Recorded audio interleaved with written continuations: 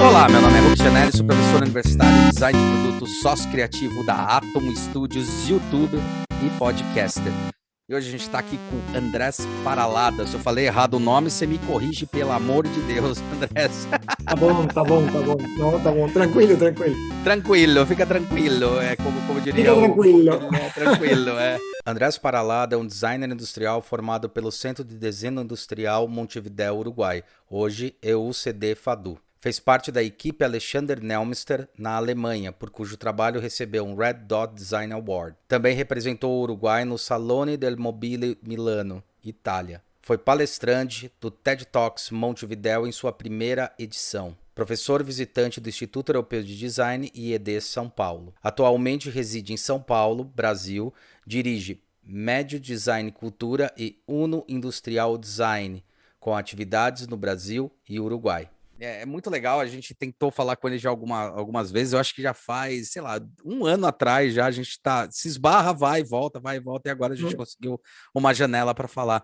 Ele é designer, né, formado em Montevidéu, no Uruguai, e, cara, já participou do Salão Internacional de Milão, participou do primeiro TED Talks lá de Montevidéu. Tem duas empresas aí que ele se dedica hoje no Brasil, que é a Médio Design Culture e a Uno Industrial Design, né, com atividade no Brasil e no Uruguai. E a gente vai bater um bate-papo incrível aqui com ele, falando um pouco dessa jornada e o que ele está fazendo de revolucionário aí para o design e essa conexão, né? É muito importante não só falar do design no Brasil, mas falar do design no mundo. E é muito legal quando a gente começa a fazer essas conexões, né? Já fez com a Argentina, Uruguai, e além disso a gente tem lá já o podcast que a gente lançou em espanhol, né? Na língua castelhana, vamos dizer especificamente, que é o Léo que toca, falando com vários designers também do mundo. Andrés, muitas graças pela coisa, só posso falar besteira. Eu sou que agradeço. Não, tranquilo. Muito obrigado. Muito obrigado pelo convite, é isso. Sim. Deixa eu perguntar uma coisa, virou uma moda aí, tipo, absurda, né, a questão do TED Talks, né? TED Talks, ele começou forte, incrível. É incrível isso, a gente tem hoje canais dedicados a isso, né? Eu vejo várias vezes no próprio, no meu Apple TV, em qualquer lugar você consegue canal específico disso, e quando começou veio com uma proposta muito, muito bacana. Eu acho que eu já vi alguns TED Talks, e os primeiros eram muito concisos, né? Quando a gente fala dele, você via que o tema era realmente muito polêmico, muito atual, ou muito importante para ser debatido. Hoje em dia a gente tem aí vários TED Talks que nem são tanto TED Talks do jeito que foi proposto, às vezes é só um bate-papo, uma palestra que ganhou o nome de TED Talks, né? Mas não está explorando muitas vezes a questão específica de alguma coisa realmente inovadora. Mas você teve o privilégio de participar do primeiro TED Talks de Montevidéu, e quando tem esses primeiros TED Talks nos países, eles mostraram a potência desses países. Como é que foi essa história? O que você foi falar lá para a gente? Não, tá bom a pergunta, é muito interessante, Rui. Bueno, obrigado de novo pelo convite, eu gosto de ser um pouco mais formal nisso. Se eu falo muito portunhol, você me ajuda aqui a mudar um pouco o sotaque. Às vezes tem alguma palavra que sona muito portunhol, você me corrige isso. Mas não, fica tranquilo, fica tranquilo. Fica tranquilo. Tranquilo. Acontece, o TED Talk foi para minha carreira, para minha trajetória, foi muito importante, porque lá eu pude falar de enfoque, não? Uma abordagem do design que eu gosto muito de falar, que é todo o campo da linguagem visual. É isso. Sim, linguagem visual. Sim, linguagem visual, que às vezes é confundido um pouco com estética. A estética é um campo como muito batido no design. Os designers não gostamos de ser associados unicamente à estética, você tem também a parte da usabilidade, os materiais. Então, mas num ponto, a parte estética, a parte visual, melhor falar desse jeito, a parte visual é muito importante, porque lá você tem os gatilhos para emoções, por exemplo. Perfeito. É isso. Então, o que acontece? Eu penso deste jeito. Quando você vai falar, por exemplo, de linguagem do português, espanhol, a língua falada, você tem uns estudiosos. Tem, por exemplo, os linguistas, a gente que estuda semântica, gramática. Mas o que acontece? Quando você vai a estudar a linguagem visual, não tem nada dessa categoria. Exato. É muito, sim, é muito Efêmero, livre, né? É muito... efímero, isso. E eu acho que, às vezes, quando nós temos que comunicar, os designers, temos que comunicar nossa profissão para o mundo exterior, falando desse jeito, lá tem uma parte fraca, porque nós não temos, nós fazemos todo um pouco intuitivo, é como que nós, se tivéssemos que aprender uma língua, não vamos a uma escola de língua, vamos ao país. Eu vou lá para Portugal, não, para Itália, e lá eu aprendo italiano, mas sem assistir a uma escola de língua, digamos, não? É isso. Então, você queria perguntar algo, Wilkie, talvez? Não. É que você falou que se precisar de ajuda, eu ia falar, mas é perfeito. Por enquanto não, por enquanto não. Não, é que é o que você estava falando, né, que eu achei muito legal. Eu amo essa parte, né, que você fala sobre... Eu costumo brincar, eu sei que tá errado falar isso, mas eu costumo muito brincar a linguagem que não falada, né? A linguagem que não é linguagem. Aquela que é percebida, mas só depois ela se transforma numa linguagem tátil, né? Numa linguagem palatável, que é que nem falar uma língua. Falar uma língua é uma coisa, ter a cultura da língua é outra, ter a percepção é outra, né? Então isso é muito legal. Me fez lembrar muito dessa primeira fala do livro Rápido e Devagar, Duas Formas de Pensar, né? Que fala sobre esses dois sistemas. O sistema 1, que é o sistema que eu interajo com alguma coisa, essa interação me causa sensações e emoções, só que na hora que eu começo a dar nome para essa história, ele já começa a entrar num sistema 2 ali, segundo o autor, né, do próprio livro, comenta bastante, né? Que o sistema 2 é quando você começa a dar nome e tal, mas quando você começa a dar interpretação, já foi. Você já sentiu, já pensou, já entendeu, então tá falando muito sobre semântica, semiótica, percepção, eu acho isso, nossa, incrível. Sim, lá na TED Talk eu tentei falar da iconosofia.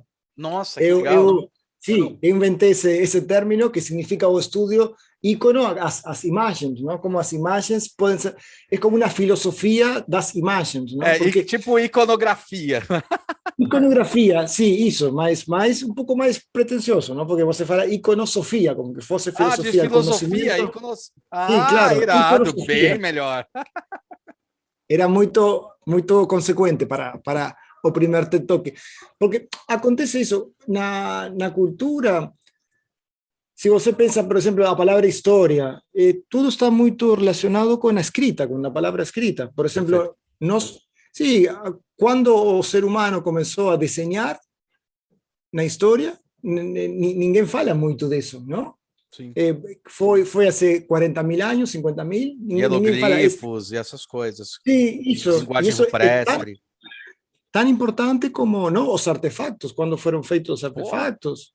Sim, nós falamos de pré-história e história, mas não tem um momento mais firme para falar quando nós começamos a fazer símbolos não verbais, não? E o design tem muita relação com isso.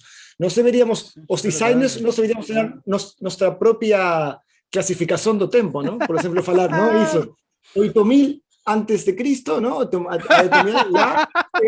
O comienzo da iconosofía, ¿no? Como historia de la...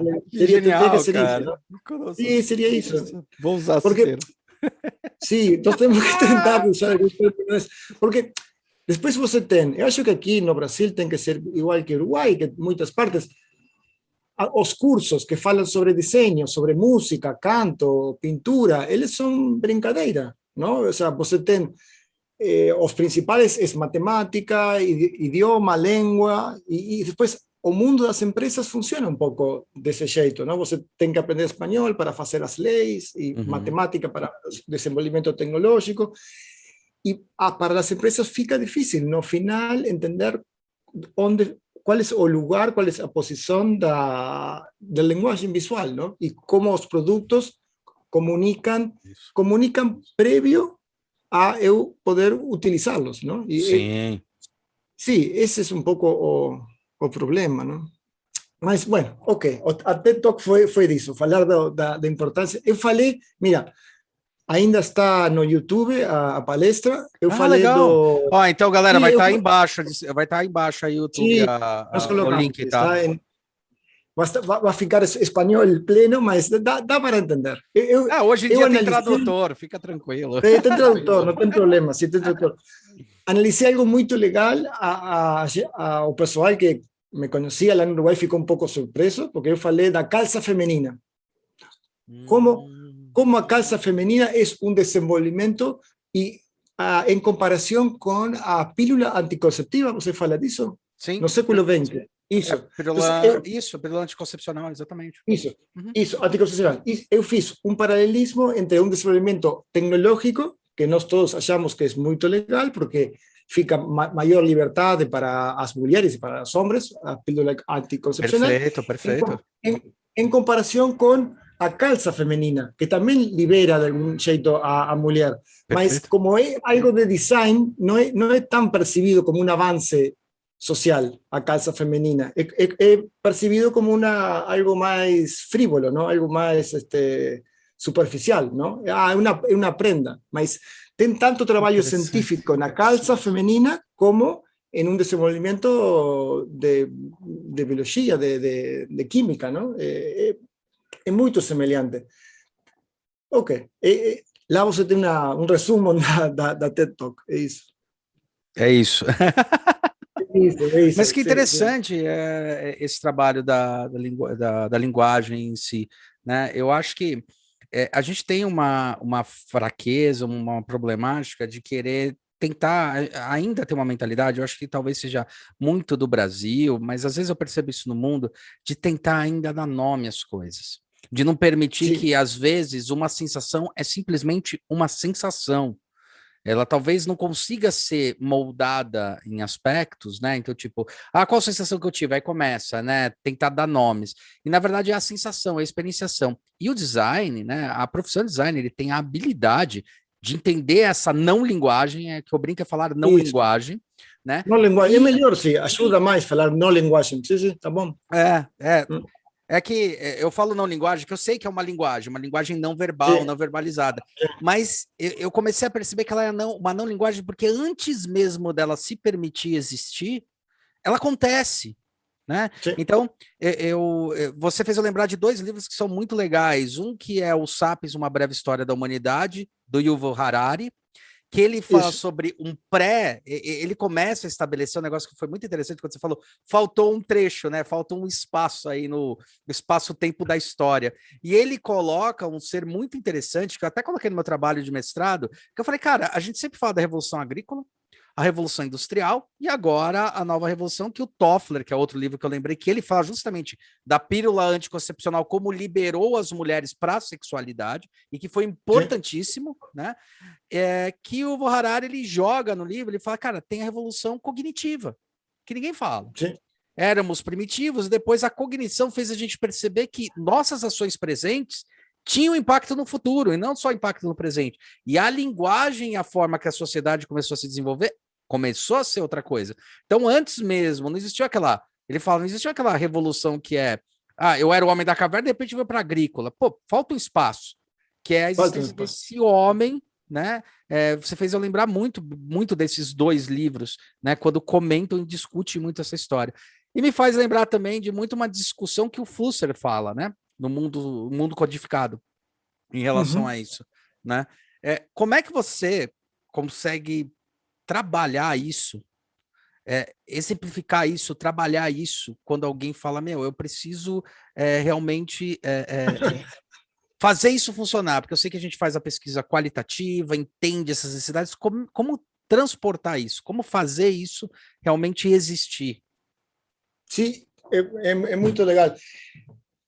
Eu acho que sim, porque se nós falamos de jeito, fica a vezes um pouco abstrato e você não sabe se isso pode ser aplicado na indústria, mas, por exemplo, um exemplo muito prático, eu acho que você está perguntando isso, Wilkie. Por exemplo, você tem que desenvolver etiquetas para uma marca. Nós agora estamos desenvolvendo etiquetas para cerveja artesanal.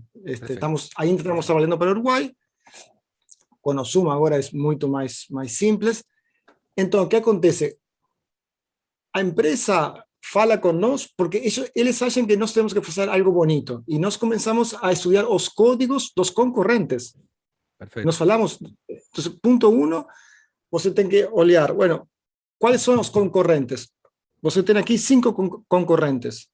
Talvez você tenha mais, mas seria isso. Então, lá você tenta no caer en la armadilha de tomar como referencia una etiqueta de a cerveja danesa, que é muito legal a etiqueta da cerveja danesa, mas no o público que está decodificando as etiquetas no supermercado, eles não conhecem a cerveja de Dinamarca. Então, nós temos que levar todo o tempo o gerente, o empresário, com um foco, porque também tem muito de idealizado nosso trabalho de design, não? Tem muito a questão dos prêmios, e aí lá tem um montão de bagunça que é muito legal, mas sim, às vezes atrapalha, não? Porque... são momentos diferentes, né? São momentos diferentes. Isso, são momentos diferentes. Tem que entender isso, não? Eu acho. Então, se você tem mais claro, por exemplo, os aspectos sensoriais de um trabalho, de um produto, y que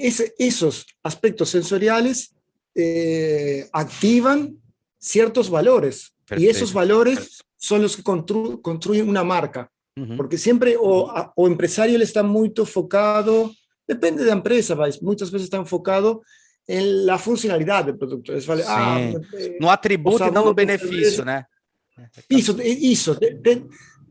Agora eu vou falar, lembrei algo para falar, agora falamos disso, mas sim, tem um discurso muito pesado do marketing de falar dos benefícios, que é legal, mas também pode falar das emoções, que gera as coisas. E lá, bueno, as empresas compreendem isso, leva um tempo, não? E leva um tempo falar, bueno, nós teremos um produto premium, tá bom, premium, mas que mais? Além do premium, a gente já cada vez é menos o atributo premium como algo diferenciado. Sim. Você tem que falar algo que não tenha tanta relação com hierarquias, é a cerveja para os momentos, para assistir aos filmes, para assistir às séries. Como nós podemos vincular? E para fazer tudo isso, você sempre, o ponto o início é a linguagem visual. Você não tem como fazer isso de outra maneira. Não tem. Não tem de outra maneira. Então, não tem outra maneira. Então, aí é o problema de algumas concepções de marketing que tentam como impor. Você pode ler a descrição de marketing de uma marca de cervejas e ele fala cerveja jovem, cerveja com tais características, mas se você percebe, se você tem no frente a etiqueta, não está falando disso, está falando de outra coisa. Então, um erro muito comum é isso, é como quando é analisado o linguagem não verbal. Quando alguém fala, não? Se eu falo, você está divertido, se está divertindo, e eu falo, sim, eu estou muito divertido. Sim, lá você...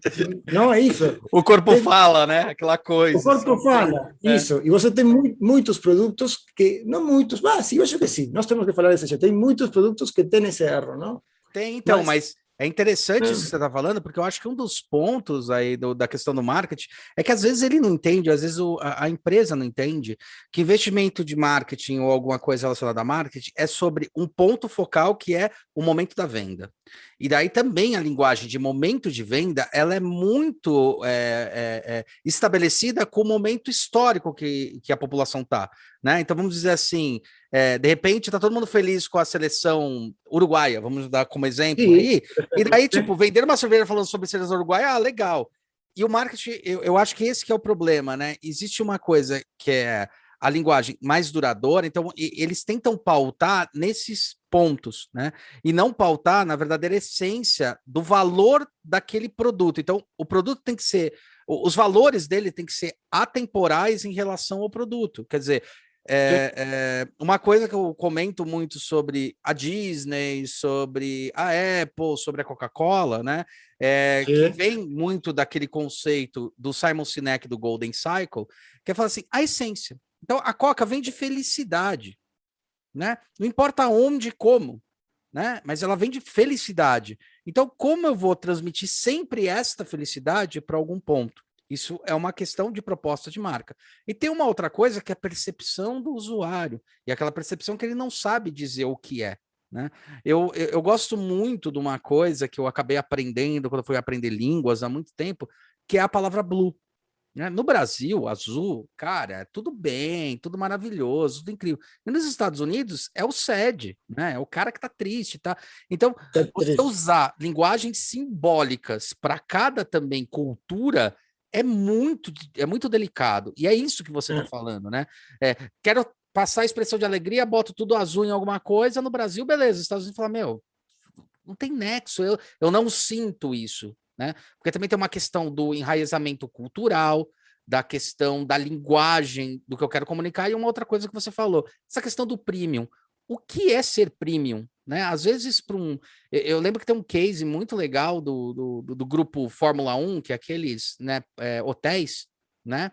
Que Ok, é da Accor, se não me engano, ok, a Fórmula 1, o Mercury e tal. E o Fórmula 1, ele é um hotel que eu acho que recebe 2 estrelas, ou 2 estrelas e meia, né? Só que tá. eles perceberam uma proposta de valor que é o seguinte, o valor dele é muito maior, porque para quem eles são desenhados? E eles são excelentes, eles são desenhados para o pessoal que viaja a negócio, quer entrar logo no hotel, dormir, sair fora, sem ninguém encher o saco. Ah, vamos fazer check-in, fazer check-out. Então, é muito engraçado, porque no final das contas, 2 estrelas e meia é em relação ao Michelin lá, em relação ao Sí, funcionário, claro. tem que ter piscina e tal, mas para a pessoa, esse hotel vale muito mais 5 estrelas do que aquele que enche o saco. Então também tem essas percepções de linguagem que a gente tem que trabalhar. Acho que é por aí, né? Isso,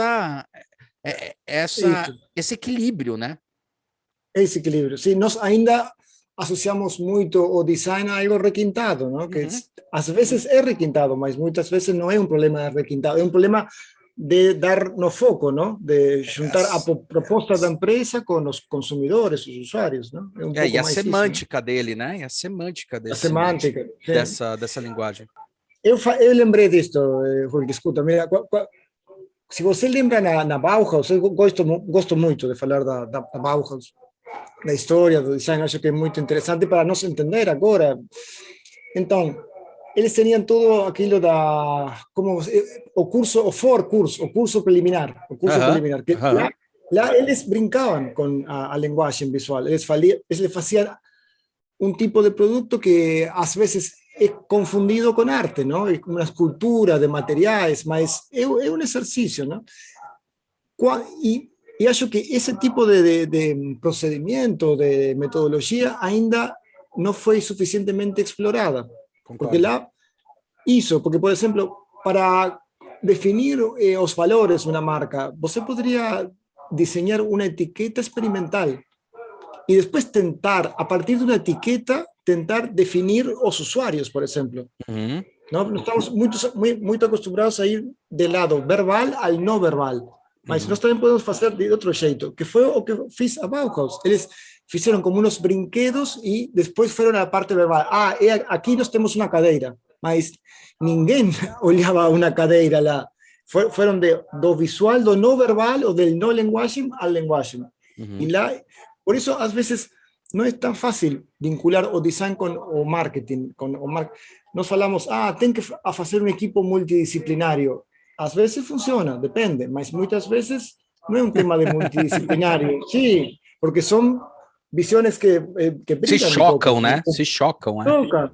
Sim, sim. Eu acho que se você quer ter um negócio, tem que fazer primeiro as etiquetas. E lá nós vamos a descobrir se nós conseguimos um usuário que guste dessa etiqueta e lá definimos as características do usuário. Mas não começando com uma lista de benefícios. Você tem muito trabalho tudo o que foi feito pelas vanguardias europeias, Uhum. Dada, o surrealismo, eles avançaram muito. Depois fica um pouco travado tudo isso, não? E para o mundo das empresas é um pouco difícil falar desse jeito, porque falar do inconsciente é um pouco complexo, não? É, Mas tem que tentar um pouco mais, eu acho. não, Testar e tentar coisas. tem que tentar sempre. Eu acho que a gente talvez esteja num momento do design que a gente está tendo um pouquinho mais de liberdade, né? Isso, agora tem mais E libertad. Isso, estão falando mais sobre. Já entenderam que o design ele é o teste, o erro para o acerto. a gente já está sendo pelo menos um pouco mais assertivo, porque também tem esse lado, quando eu falo de atributos e benefícios, realmente, a linguagem, às vezes, eu sempre critico a linguagem do marketing, principalmente no final da década de 90, né? En 90, sí, sí, sí, eso sí. Porque eles exageraram tanto, né? Com a linguagem, falando que aquilo era surreal, e na hora que a pessoa vai usar, peraí, não é tudo isso, né? Não é essa coisa tão absurda. E do pragmatismo do atributo, né? O produto eu sempre falo, né? Por que um Walkman da Sony vendia bem, né? Porque o atributo era bom, ok. Mas o atributo era bom para eu saber que o meu benefício, que é escutar a música, ou seja, estar alegre, escutando música, entendendo o sentido que a música me faz bem. A música mexe comigo, com os meus hormônios, com os meus sentimentos, né? E o fato de ter um atributo bom só me garantiu uma coisa, não vai quebrar de qualquer jeito. Eu posso realmente levar para qualquer lugar. Então, eu acho que esse olhar, essa linguagem não falada, que agora está começando a entrar um pouco, a gente está começando a discutir um pouco, eu acho que é quando estão falando dessas experiências. Eu acho que a experiência é um primeiro teste, é um primeiro protótipo para entender, olha, agora a gente está falando sobre experiência de espaços, mas e a experiência dos objetos, né? Eu lembro muito de um designer que eu odiava na minha faculdade, porque eu tinha entendido errado, e hoje eu sou um dos caras que eu mais gosto, que é o Philip Stark, porque, tá bom. Porque o Philip Stark, o que acontecia? Eu acho muito curioso isso, porque a gente pegava, por exemplo, eu tenho o espremedor dele aqui, obviamente, da Alessi e tal. Obviamente, sim. A gente pegou ele na faculdade, que foi bem na época que a Alessi estava despontando, eu tô falando que eu fiz ali no final da década de 90, né, meio da década de 90 para frente, estava despontando, isso. E eu lembro que a gente levou esse espremedor, que era de um amigo meu, levou para a sala de aula, a gente começou a discutir a efetividade do produto. E a gente falava muito sobre forma e função, que eu acho uma merda. Eu acho muito ruim less is more, forma e função não funciona. Não funciona. Daí eu lembro que eu olhava para aquilo lá e falava, não, mas um descasca tal. Até depois que eu me informei, que eu comecei a ser descontaminado por essa questão de forma e função, que eu falei, não, a proposta dele é causar a discussão. Ele conseguiu o que queria. E ele fala isso. Sim. Você está discutindo sobre meu espremedor? Beleza, consegui o que eu queria. Era essa a discussão. Não importa o resultado que vai dar. Eu queria gerar o conflito. Eu queria gerar não é o conflito. O conflito é positivo, né? O conflito, tá bom. Sim, sim. Eu quero gerar o conflito para poder fazer as pessoas refletirem sobre. Então, existem esses lados, assim, muito interessantes, né? Eu acho que a gente tem que matar um pouco algumas coisas, tipo, eu ainda ouço gente falar forma e função, eu falei, meu, calma, já acabou isso, pelo amor de Deus, less is more também já acabou, sabe? Teve seu tempo, teve seu momento, mas tem que tomar muito cuidado, né? É isso, eu acho que o exprimidor é um exemplo de que pode acontecer na cabeça de um usuário, na mente de um usuário, de otro jeito, tal vez más simples, ¿no? Mas es todo un raciocinio que no tiene directa relación con la funcionalidad. La funcionalidad está inclusa, porque você pode exprimirla más. Es parte de algo algo más global, ¿no? Y esa parte más global es tipo iceberg, ¿no? Você tem o exprimidor lá y tem una serie de concepciones culturales lá embaixo que o que ayuda a utilizar o no ese producto, a comprarlo, a tener cariño por el producto o no, ¿no? É isso. Não sei se você lembra o Hartmut Esslinger, o primeiro designer da Apple, Sim. O alemão. Ele, na década de 80, ele falava form follows emotion. Form follows emotion. Form follows emotion. E agora, com a morte de Steve Jobs, ele começou a escrever alguns livros de novo e eu não lembro o nome do livro, acho que é Design Made Simple, é uma biografia do trabalho que eles fizeram com a Apple. E lá ele fala, eles faziam as maquetes, não? As maquetes dos produtos da Apple. E eles testavam com a gente que passava por o estúdio e procuravam que a gente fizesse um sorriso. Si eles não conseguiam fazer um sorriso nas que estavam assistindo, olhando o produto, eles seguiam tentando com a maquete, não? O mais arredondado, o mais curvilíneo, o mais rectinho, não sei. Eles seguiam trabalhando. E lá você tem de novo, não? A reação emocional, se você não tem essa reação emocional, a funcionalidade não pode ser explotada ou utilizada, não? Tem tive uma mudança de hierarquias do final do século passado ao século atual, Com não? certeza. Está mudando isso, está mudando as hierarquias. Primeiro somos conscientes que tem que mudar e, como você estava falando, recém agora temos um pouco mais de liberdade, as técnicas de fabricação estão mais diversificadas, você pode fazer produtos em menor quantidade, lá tudo começa a fechar um pouco melhor, não? Os consumidores, tem grupos mais pequenos de consumidores e você pode ter um negócio rentável com poucos consumidores. Antigamente isso era impensável, tudo tinha que ser a uma grande escala. Astronômica, exato. Sim, tudo tinha que ser, sim, porque você tinha que fazer os moldes para injeção. Se você não vendia 100 mil, 1 milhão de peças, você não podia desenvolver nenhum produto. Era todo outra. Era a Idade Média, não? A Idade Média do design era isso, não? Sim. É verdade, é verdade. Ainda não estamos no paraíso, estamos como a uns passos ainda do paraíso, não? Tem que trabalhar mais, É construindo. engraçado. É engraçado que quando a gente fala tal passo paraíso, eu acho que a gente sempre vai estar nesse passo do paraíso, sabia? Eu sempre conceituo que, tipo, quando a gente a um passo, quer dizer que a gente está fazendo alguma coisa. Quando a gente fala chegamos, agora a gente tem um problema. Sim, sim, sim. Ah, tem razão, sim, sim. Se você acha que está paraíso, está errado. Sim, já, Porque se é inferno, não sei paraíso, sim. Porque você tem aí uma mudança, né, cultural, de visão, e também você tem uma adaptação, um entendimento, mas é interessante, porque eu gosto muito dessa não linguagem, é uma coisa que eu estudo muito, inclusive quando eu vou fazer uma análise de projeto, eu vou conversar com alguém, eu brinco muito que eu não quero saber a sua opinião quando eu perguntar sobre um produto, né? Eu quero descobrir como é que você está em casa sem eu entrar, quando eu não adentro, né? Eu lembro que a gente fez algumas experiências, foram muito boas, inclusive na MAB, fazendo os refrigeradores que a gente fez, que a gente foi chamado lá pelo Léo, inclusive, e daí tinha uma coisa assim que foi muito curiosa dentro disso aí que você falou. Ele falava o seguinte, né?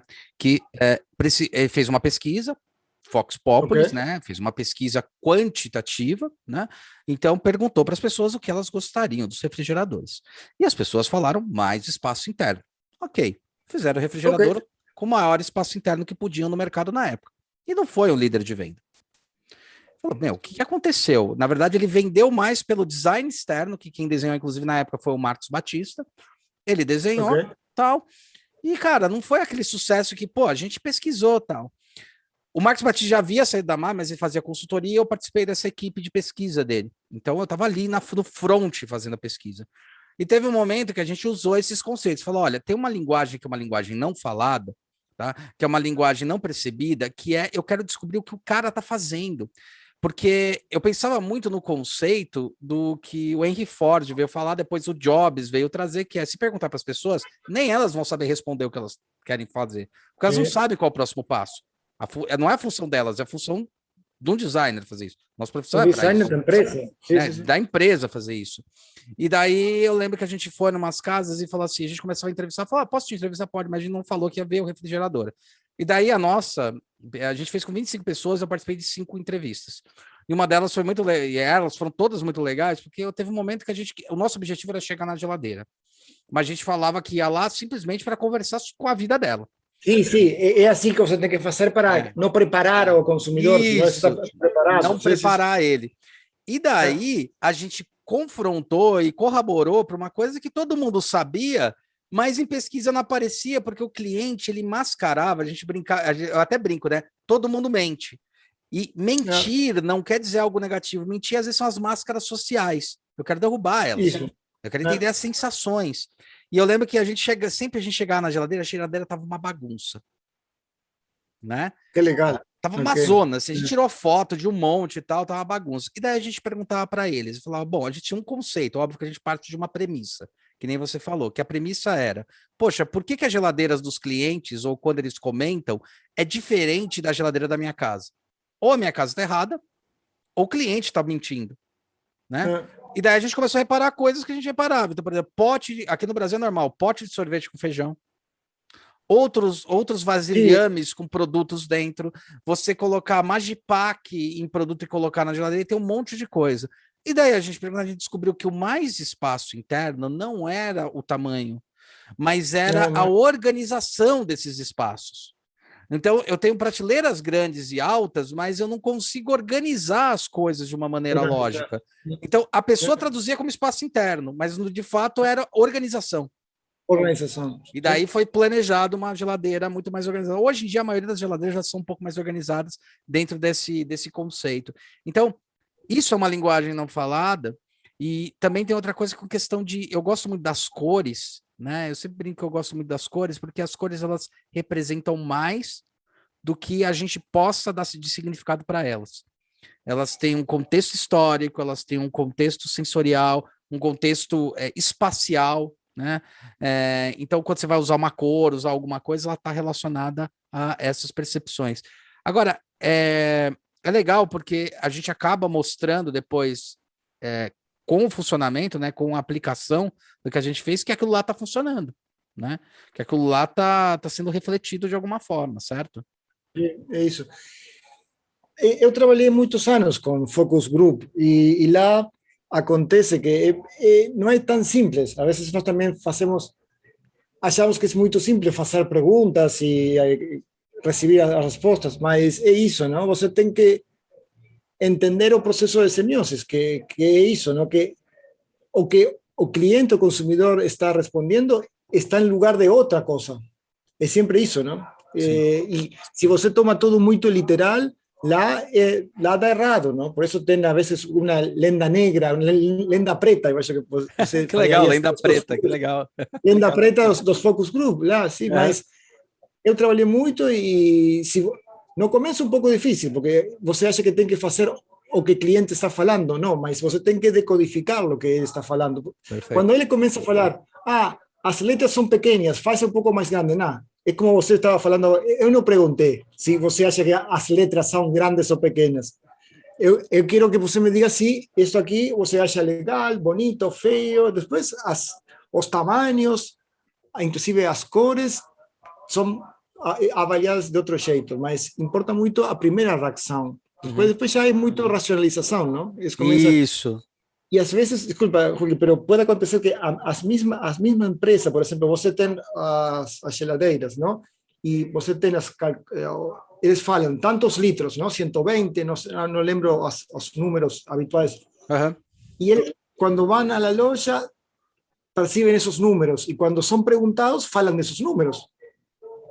¿No? São condicionados, são condicionados. Estão condicionados. Então, é muito difícil fazer uma encuesta, mas não é uma encuesta, é um focus group. Tem que ser algo mais interativo, uma entrevista, tem que ser isso. O design tem que ser avaliado com entrevistas e fazendo perguntas e organizando muito as respostas, senão você fica atrapalhado e saca conclusões, tem conclusões, tira conclusões. Tira conclusões errôneas, é muito sério isso. E eu acho que ele tem que estar, eu acho que a gente usa, de certa forma, o método científico, né? Aquele método clássico. É um método científico. Né? Sim, isso que é muito legal, porque eu explico isso para os clientes, eu falo, olha, o que a gente está usando é o método científico. O que é? Ter uma hipótese, testa a hipótese. E depois vai testando algumas vezes para ver o quanto aquela hipótese é válida ou não. Então, o que eu estou te apresentando não é uma percepção linguística do tipo, não, é o que sente, é o que pensa, é o que faz. A gente participou agora de um projeto que a gente fez toda a pesquisa aí, quali, né, dela, e a gente tinha uma marca de chá, agora já vai lançar essa marca de chá. E foi muito curioso, porque o questionamento foi assim, eles queriam colocar o chá em São Paulo. Beleza. A gente já sabia, por algumas premissas, que o chá em São Paulo, o chá mate, que o Uruguai consome pra caramba, né? Então, o chá mate consome muito. E no Sul também, né? Inclusive, várias das ervas do que vai para o Uruguai são do Sul, são lá do Sul, são de... quase todas. Quase todas, né? Isso, né? Eu não sabia que eram quase todas, mas são. E daí, eles estavam falando sobre isso. Eu falei, olha, em São Paulo, o costume das pessoas não é parar para fazer um chimarrão. Apesar da gente ter cronometrado, e as pessoas falam que não tem tempo, mas a gente cronometrou o tempo que elas demoram para fazer café. E às vezes é ao mesmo tempo até maior do que o tempo para fazer um chimarrão. Sabe? Então não era essa a percepção.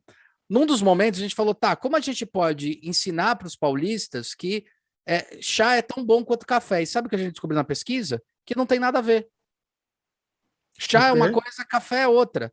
A gente descobriu na pesquisa uma coisa que até falei para o nosso cliente, falei, olha, o que a gente relatou e percebeu na pesquisa é que muitas das pessoas que tomam café tomam chá. Então não adianta a gente bater de frente e falar, tome chá, não tome café. O cara vai falar, hã? Mas eu tomo chá. Claro. Era momento. A gente percebeu que era o momento. A percepção do paulistano para o café aqui, ele tá enraizado culturalmente, né? Numa questão que é. Vamos tomar um café um dia? Só que nem eu nem você vão tomar café, se perceber. A gente vai tomar uma água, vai Falamos tomar um disso. suco. Sim. É o momento do parar, né? Não parar. E outra coisa que a gente reparou é que o café ele está associado a eu preciso acordar logo e continuar meu trabalho. E o chá está associado a eu preciso relaxar. Então um não bate de frente com o outro, porque são dois momentos distintos. Né? Então a gente percebeu isso e falou: olha, a linguagem, o que a gente estava prevendo anteriormente, que era mostrar para os paulistas que tomar café é legal, mas tomar chá às vezes é mais saudável, não vai funcionar. Porque o café está associado a um tipo de coisa culturalmente e também a ação, e o chá está em outra. Inclusive, na pesquisa apareceu que se consome muito mais chá do que café. Sim, incrível. Sim, sim, sim. Sim, Assim, incrível. absurdo, Mas sabe? lá você também percebe, não? Como que tudo o análise é um análise muito verbal. É isso. Isso. E nós agora estamos começando a entender a parte da experiência, que é o momento, tem tudo isso, não? Exato. É isso. É como que você fosse comparar um lanche com um sorvete, não? É como que, eu quero lançar um sorvete, sim, pesquisa os lanches. Por quê? Sim, por quê? Porque os dois é para comer, né? Sim, los dos son para comer, sí, entonces pesquisa, isso, sí, para isso. Não. E aqui, bebidas quentes, pesquisa todas as bebidas quentes, mas a gente não tem isso na cabeça. Às vezes sim, mas muitas vezes não.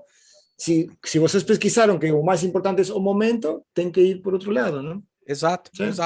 Eu acho que são O cliente achou legal, desculpa, o cliente achou legal. Achou. Não teve. Aí é que tá, né? Quando você faz uma pesquisa e embasa ela, e argumento não tem como não tem o cara como não falar não, né? Concordar. Até porque a gente percebeu nesse universo que a gente tem que ser, no bom sentido da palavra, humilde no sentido do seguinte. Sim. Eu estabeleci um conceito, porque o design sempre vai partir de uma percepção. Né? Então, eu acho que a gente pode entrar desta maneira. Quando começou a aparecer a própria pesquisa e começou a assustar, não, a enaltecer isso, a gente percebeu assim, cara, sabe, eu lembro muito do Einstein. Se você fez a pergunta e nunca chega na resposta, então não mude a resposta, mude a pergunta. Né? Então, é meio por aí, né? Se a resposta dá uma coisa sempre e a pergunta não está funcionando, muda a pergunta. Então a gente falou, cara, a pergunta não é como substituir o café. Claro. Como a gente pode. A pergunta é: onde a gente pode entrar com o chá? Que momento da percepção da pessoa é o momento do chá? E daí a gente veio com uma não linguagem muito legal, que é o seguinte: a gente teve uma percepção do seguinte.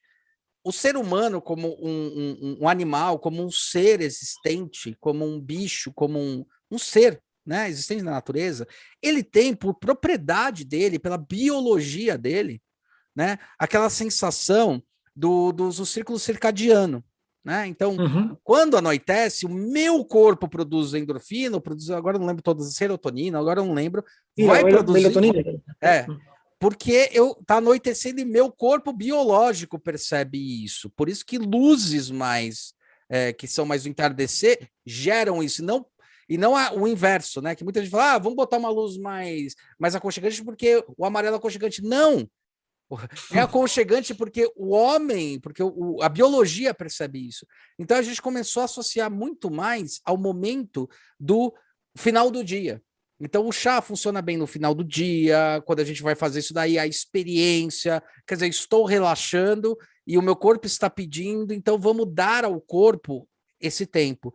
E foi interessante que quando a gente começou a discutir isso e mostrar esses pontos para a empresa, eles comentaram um negócio que eu não sabia. Olha que bizarro, eles nunca tinham dito isso. Porque todo mundo sempre diz, café e chá tem cafeína. Sim, isso, eu lembro também. Puxa, Tem cafeína, pô, que merda, né? Tem cafeína, principalmente a Evas paraguaisense, né? Esqueci o nome agora da planta específica, né? La planta, sí, más algo de ese É, jeito, você está falando. eu tenho depois o nome.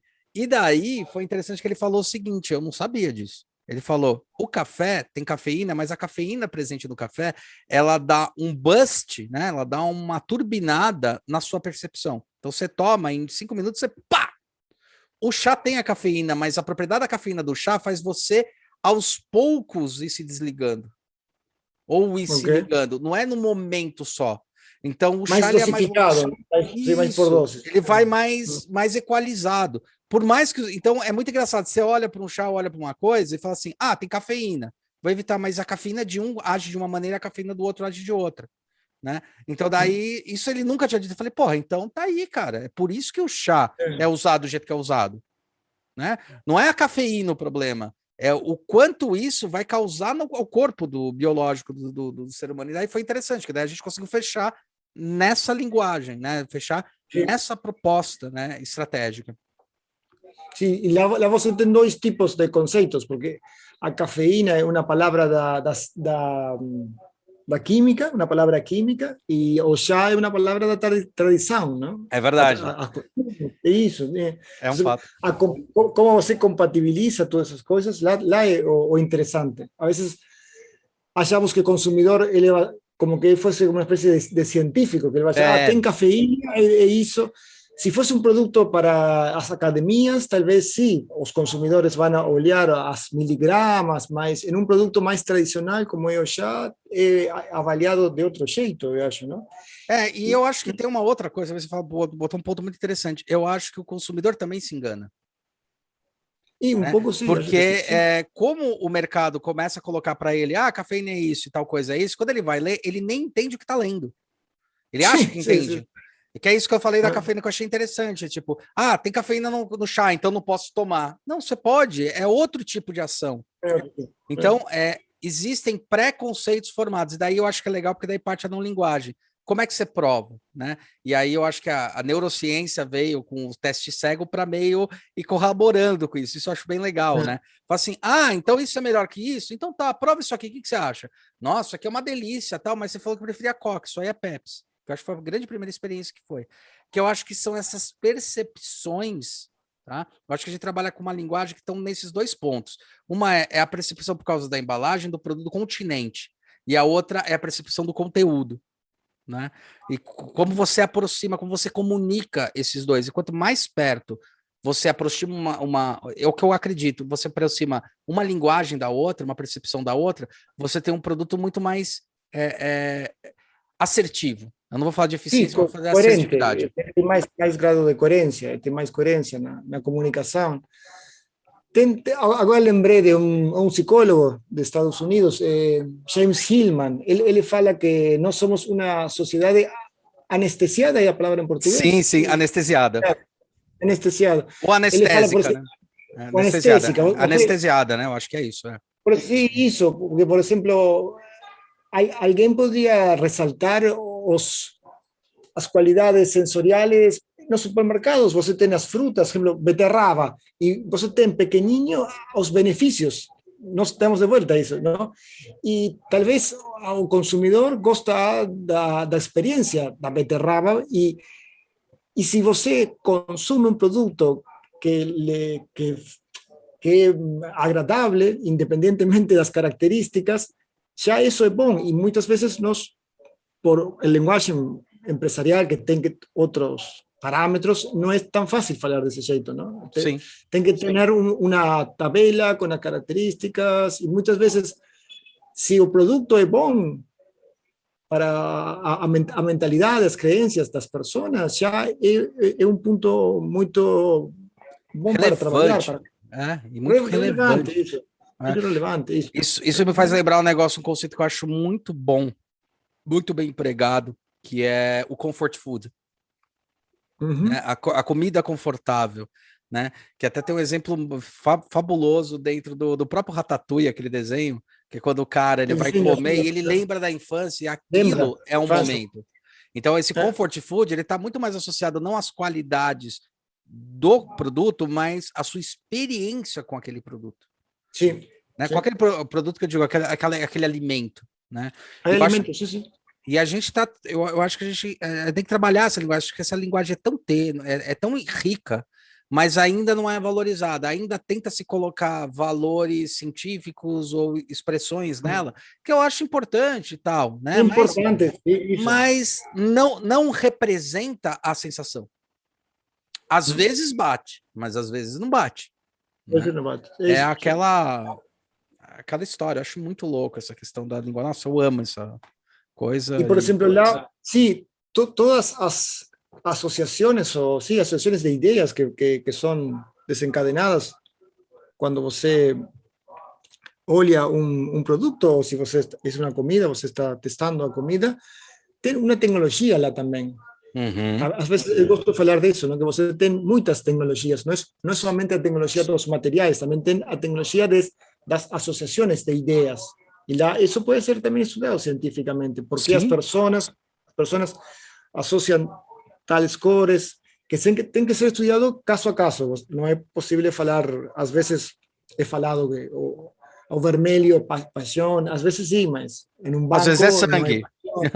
Sim, a veces directamente sangue, pode ser isso. Mas pode ser estudado isso, não?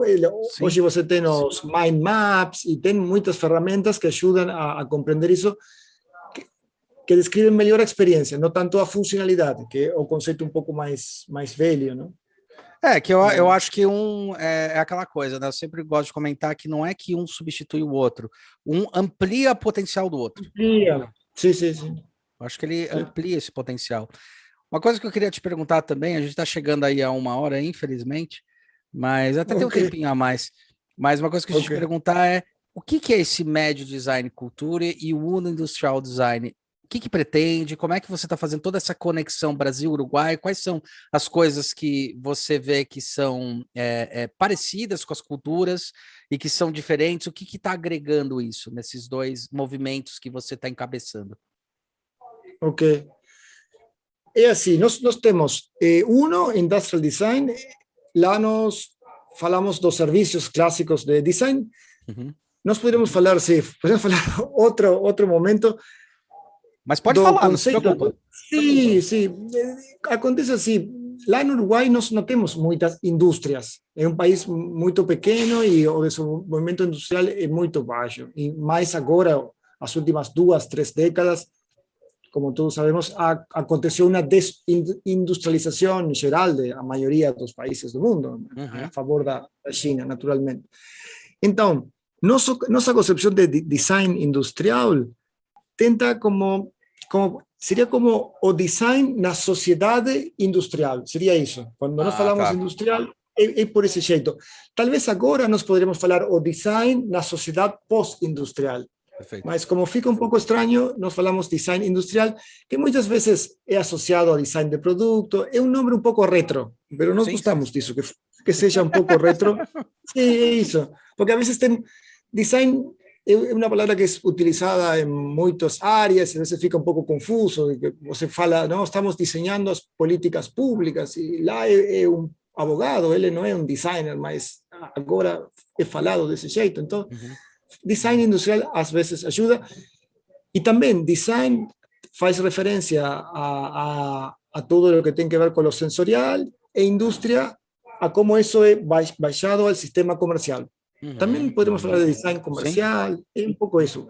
E tem algo de, como é que falam os linguistas, oxímoron, de contradição. Não sei o que é isso. Sim, design industrial eu gosto muito por isso, porque nós designers achamos que é muito simples. ¿Por que as empresas não entendem o design industrial? Bueno, porque é um oxímoron, não é tão simples de entender. Sim, é muito simples, não é tão simples. Não é. Não é tão simples. A Uno é a empresa do serviço de design industrial. E medio, que acontece? Nosso jeito, eu não falei disso, mas o Centro de Desenho Industrial, a primeira escola de design industrial de Uruguai, foi fundada em 1987, 86, 87, no final da ditadura do Uruguai. Aham. E foi fundada por italianos. É a única escola na América do Sul, a escola pública fundada por italianos. Olha que legal. Sí, nós teníamos o mismo currículum da ICIA de Florencia, de Firenze, la Escuela Superior de Arte Industrial. Era o Uhum. mesmo currículo. Foi muito legal a experiência. Que Nós legal. éramos muito jovens e não entendíamos muito. E lá tínhamos toda a década de 90, muito pós-modernismo, Philip Stark, que você falou, Gaetano Peixe, bueno, tem toda a turma, Paolo Deganello, Giovannone, Ron Arad, eu tem acho que tá tudo muitos. parte. Sim, sim, que foi muito legal isso. E, além disso, nós Os tivemos como Campanas professor também, né? Que as vamos falar campanas aqui aqui dos em Brasil, Campanas. isso, sim, isso. E nós tivemos como professor a Andrei Vanonk. Olha que Eu não legal. sei se ele é conhecido aqui no Brasil. Eu Sim, lembro, sim, as pessoas conhecem. sim, isso. E ele tem um livro, que eu acho que é o melhor livro do design, é o livro de Vanonk. É o nome Design, o sentido, agora lembrei do título, o sentido das formas. Sentido das É muito formas. legal, o sentido das formas. Él publicó la en Uruguay, está en italiano y en español, publicado por el Centro de Diseño Industrial. Y él fue profesor noso, él fue alumno de Rietveld, falaba de Rietveld, foi muito legal tudo isso. Genial. Genial. Então, lá, nosso trabalho, se você pesquisa um pouco o método criativo de Vanonk, ele usava muito a semiótica. Y usaba mucho también, bueno, él fue alumno de ULM, entonces, todo muy conceptual. Nós temos um pouco esse jeito de trabalhar os projetos, então ficou como um subproduto os cursos e as capacitações. Porque o que acontece? Nós achamos que na América Latina é muito difícil, quando você termina a carreira, entrar a trabalhar em um estúdio, isso, ou uma empresa. Não é tão simples. Não. Então, não é tão simples. Então, você precisa, às vezes, fazer uma capacitação, mas não de maestria ou doutorado, que tem outros objetivos, sino algo. Nós tentamos, com os cursos, simular o trabalho de um estúdio de design. Por isso, está muito perto do nosso trabalho. E aí, lá tentamos os mesmos trabalhos que nós fizemos há um ano para clientes, são os exercícios que nós fazemos nesses cursos de capacitação, que são, a vezes, mentorias. Nós falamos muito de mentorias profissionais. É um tipo de ensino um pouco mais prático, não tão acadêmico, mas isso é o que é médio, cultura de desenho é em espanhol e design culture seria em inglês. Mas genial. Lá também os ouvintes podem visitar o site. O site que vai estar aqui embaixo também, os dois vão estar aqui embaixo. Isso, vamos colocar isso lá embaixo. Na descrição. Na descrição. Então, como é a relação com o Brasil? É muito interessante. Nós achamos que os profissionais de design do Uruguai podem ser um bom complemento para os designers do Brasil. Um pouco. Somos países muito diferentes, naturalmente, por la escala, mas temos também muitos pontes em comum. Eu acho que isso. Eu não sei, desde que eu moro aqui em Brasil, eu fiquei um pouco mais, eu falo assim como patriotismo continental, seria isso. Sim, porque nós sempre, é natural, o melhor é tentar trabalhar na Europa, Estados Unidos, é lógico, é legal. Eu trabalhei na Alemanha um tempo, eu gostei. Eu vi, foi bem legal. Sim, eu trabalhei com Alexander Neumeister, ele também foi aluno em Ulm, é muito interessante, mas tem a saudade, a família, os amigos, todas essas coisas. E Brasil é um destino ótimo, porque você aqui tem muita atividade industrial, tem um mercado grande, e tem que lá no Uruguai tem fondos do governo para desenvolver projetos. Nós estamos fazendo isso agora. Um exemplo é estamos desenvolvendo uma embalagem bagging box, o sistema de bagging box, aplicado a uma empresa de pinturas. A tintas, perdão, tintas, se fala de tintas. E nós achamos que será o primeiro bagging box para tintas da América do Sul. Nós estamos ainda em prototipagem. Sim, o que acontece? Lá no Uruguai tem muitos subsídios do governo para desenvolver inovação. É isso, mas tem um teto lá.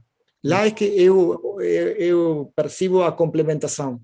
Entonces, nós estamos tentando de algunos de esos proyectos terminar o desenvolvimento aqui em Brasil, fazendo parcerias com empresas de Brasil. Essa é a ideia, para aproveitar os investimentos que foram feitos no Uruguai, mas conseguir o mercado, o final do desenvolvimento que seja feito aqui. Porque a vezes o mais difícil, para nós, o mais difícil é o final do desenvolvimento. Sim, o a produção. Isso, a pré-série. Nós agora ficamos trancados lá no Uruguai com a pré-série, porque nós não temos... Nós fizemos prototipos e fizemos 10 modelos, e com entrevistas, com consumidores. Eles ficavam um final de semana em embalagem, e eles pintavam as paredes, e eu fazia as entrevistas depois. Isso ficou tudo ótimo. Mas, por exemplo, os protótipos foram feitos com laser, não? O cartão, papelão, ondulado. Papel cartão, ondulado. Isso, ondulado. Estudamos muito a morfologia, qué morfología tiene que tener la embalaje para que pueda sustituir os materiales tradicionales, que no tiene que ficar una caixa de zapatos, ¿no? Sí, sí. Porque está todo eso estudiado. Y cuando nos pasamos a la parte de la pre-serie, nos agora estamos tentando fazer 100 unidades, e lá no Uruguai não tem muitas opções para fazer isso. Eu acho que isso que você está falando é um calcanhar de Aquiles, né? Eu acho que a indústria mundial, algumas indústrias mundiais já estão começando a perceber isso, estão começando a fazer pré-séries pequenas. No Brasil, o que a gente percebe, por exemplo, a gente está fazendo um projeto aqui para um outro cliente, e o maior problema está sendo justamente isso, né? Cara, tem que começar, as empresas têm que começar a entender que elas não vão mais produzir milhões de peças. Às vezes são micronichos. Às vezes você vai produzir 1.000, 2.000 peças. O mais engraçado é que quando a gente avalia, por exemplo, esse produto que a gente está fazendo, quando a gente avalia ele, é possível. Só que você sabe onde bate na empresa? Tem um problema aí cultural, que talvez seja nosso, né? Na questão do financeiro, que é muito melhor eu produzir 10 milhões de unidades do que 1.000 unidades. E daí a gente vai para as empresas e fala, tá, você vai produzir 10 milhões de unidades, quanto vai custar cada unidade para você produzir? Você viu que você tá cobrando menos de 50%, você caiu 50% do seu lucro, né? Ao invés de produzir 1.000. Quando você produz 1.000, você está 100% do seu lucro. Só quando você produz 10 milhões, você tem que reduzir para 50% do seu lucro para poder dar 10 milhões. Então tem uma percepção meio errônea, e aí é muito errônea mesmo, errada, né? E que a gente está tentando mudar. Quando eu falo a gente, é que cada vez mais os produtos, as empresas que estão abrindo aqui no Brasil, startups e várias coisas, estão exigindo que as empresas produzam menor quantidade, né? É isso que a gente está forçando. E mostrar para ele, eu acho que tem uma cultura muito do tipo, o quanto mais, melhor. Né? Isso é ruim. É a cultura do século XX. Exato.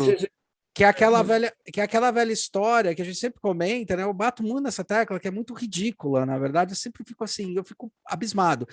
Nossa empresa faturou, eu sempre dou esse exemplo, nossa empresa faturou 2 milhões esse ano.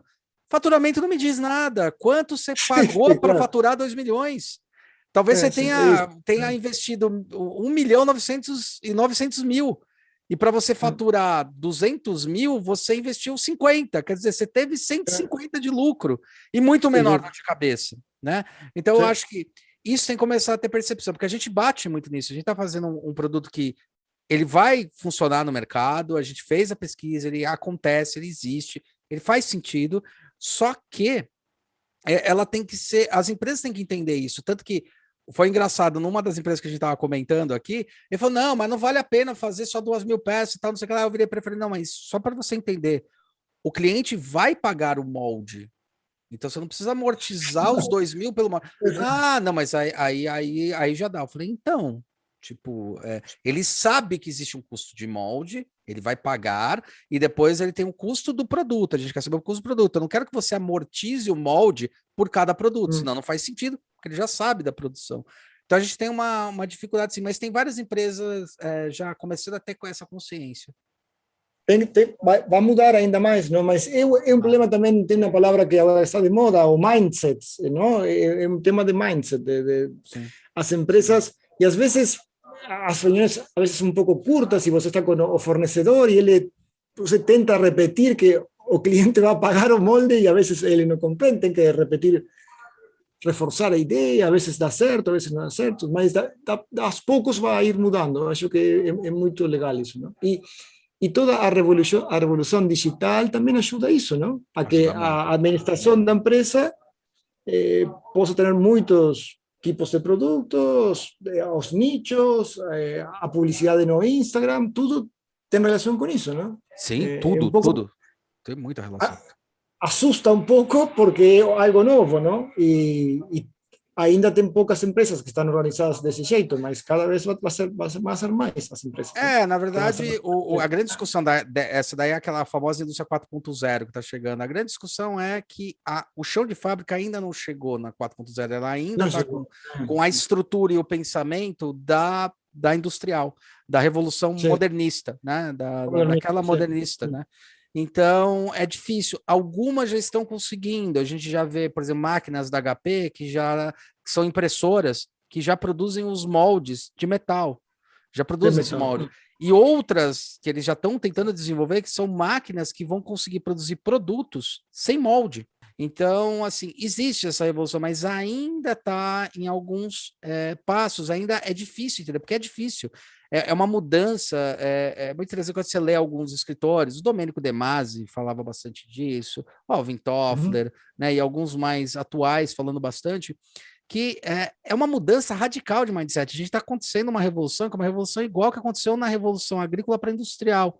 E o que eu percebo do discurso semelhante é que na Revolução Industrial, você tinha muita gente da Revolução Agrícola falando que a Revolução Industrial estava acabando com o ser humano. E agora eu estou vendo a mesma coisa da Revolução Industrial passando para a Revolução Pós-Industrial ou Era da Informação, que eu prefiro, né, esse termo, que foi cunhado, que eu acho mais legal. Que assim, a mesma reclamação, antigamente era, não era melhor. Não era. Botar a pessoa para trabalhar, para apertar parafuso, não é legal. Né? É legal botar essa pessoa para pensar em formas, em meios, em métodos, né? Em eficiência. E as empresas também tentarem entender isso. A gente tem caso do meu próprio sócio, né? Eu sempre conto também essa história, que ele me contou essa história, acho muito legal contar que ele teve empresa, ele teve indústria, e ele cometeu o erro clássico de uma indústria, que começou a vender muito porque teve alguma anomalia de venda de produto que ele fazia, ele contratou o dobro de empregado. Não deu, aí ele não segurou, não deu 2 anos, depois de estar anos no mercado, ele tem que fechar as portas. Porque ele não segurou, porque teve uma anomalia de mercado, e ele falou, não, agora eu vou crescer, agora eu vou ter aquele crescimento exponencial, mas não é assim que as coisas acontecem. Então, eu acho que tem muito aquela coisa da esperança, eu vou fechar uma grande conta, mas, tem tantas pequenas contas, e tantas pequenas indústrias, empresas que podem fomentar o seu negócio continuar existindo, que cara, você tem que olhar desse jeito, sabe? Tem que dar uma... Eu acho isso bem... A veces eu acho que interessante a indústria editorial, por exemplo. Eles têm pequenas quantidades, não? Eles começam com pequenas quantidades. Tem alguns autores que fazem best-sellers, mas a maioria não são best-sellers.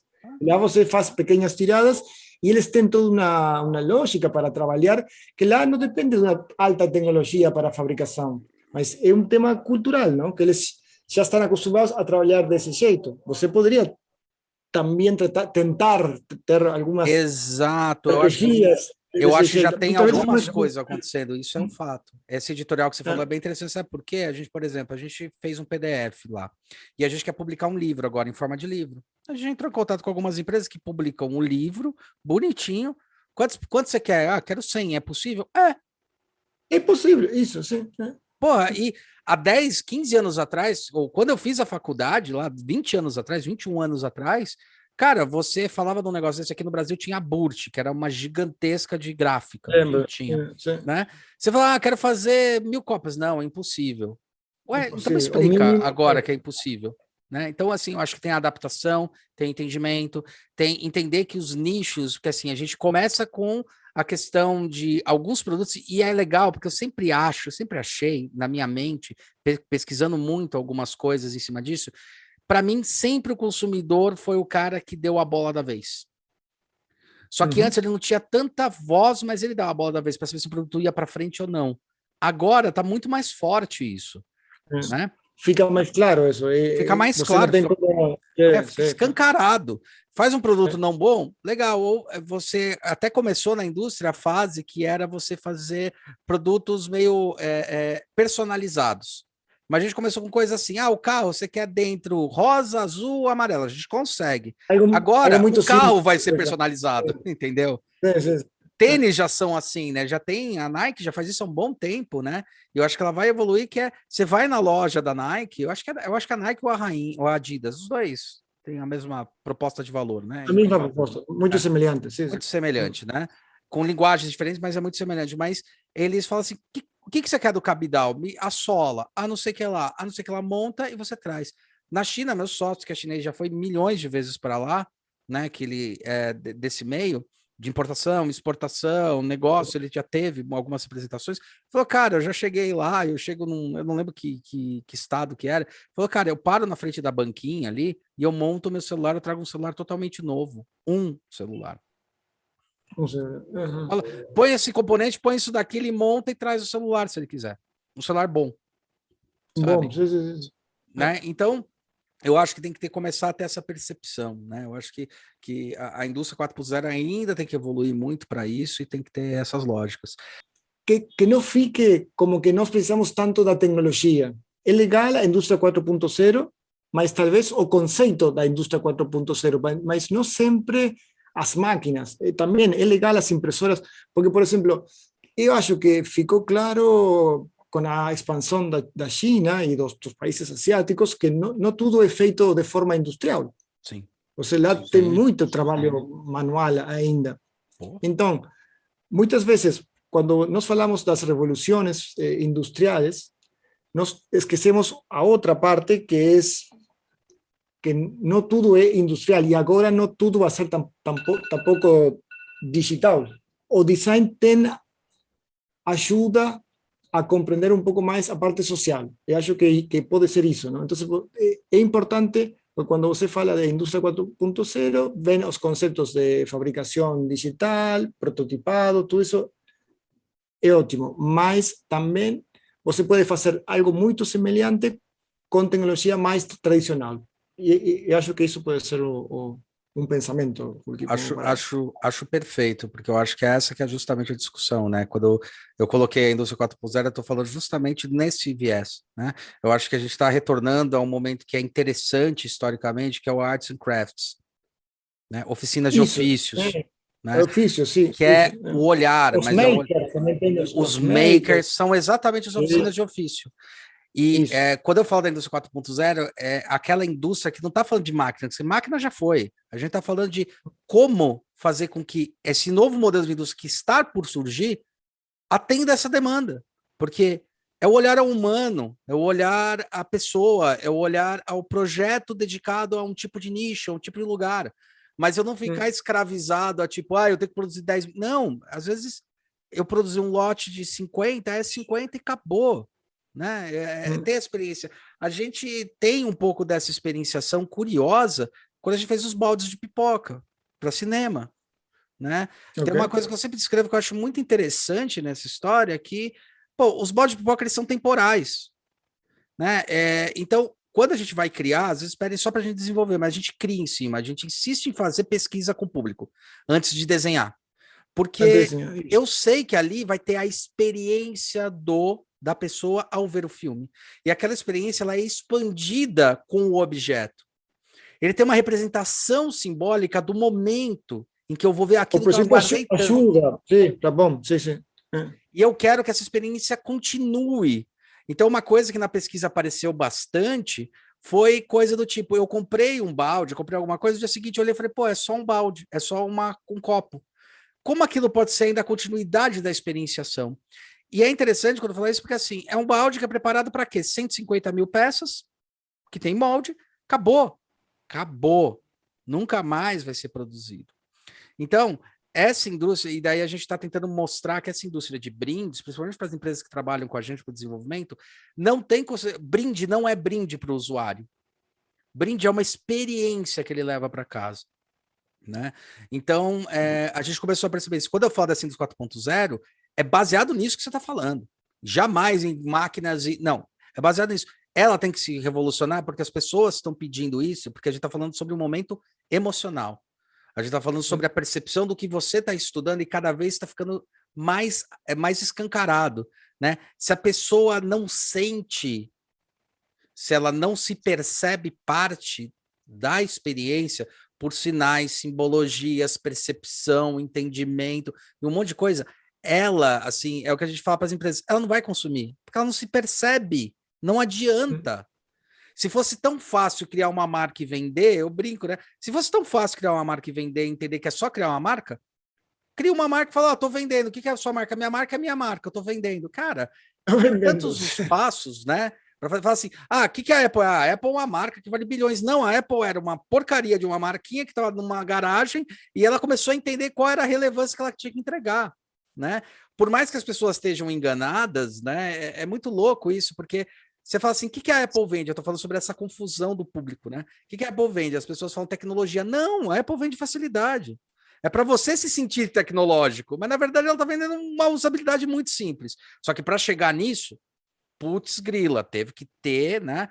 Outro produto que eu gosto... Muito trabalho. E outro produto que eu gosto muito é o Wii, é o videogame. Eu acho ele um case foda, né? Muito bom o videogame, porque ele surge numa geração que está uma geração à frente, ele era muito pior que as gerações dele e ele foi um sucesso. Porque estava sobre a experiência do jogar, do brincar, do chamar a família para jogar junto, porque ele não está falando sobre uma habilidade de apertar botões. Ele está falando sobre habilidades do corpo, como você movimenta o corpo, né? Eu acho que essas transformações elas são as mais importantes. E esse estudo que você faz, eu acho fundamental. Né? Eu acho que isso está à frente, é o layer que está à frente. É aquela não linguagem, aquela percepção, né, que eu sinto, mas se eu tentar traduzir, muitas vezes eu posso até me enganar. Né? Na hora que eu vou tentar, eu quero dizer que eu tive empatia, mas o que é empatia? Que empatia? O que é amor? Que você falou que tem? Não, qual é a sensação, entendeu? É um pouco isso. Tá ligado?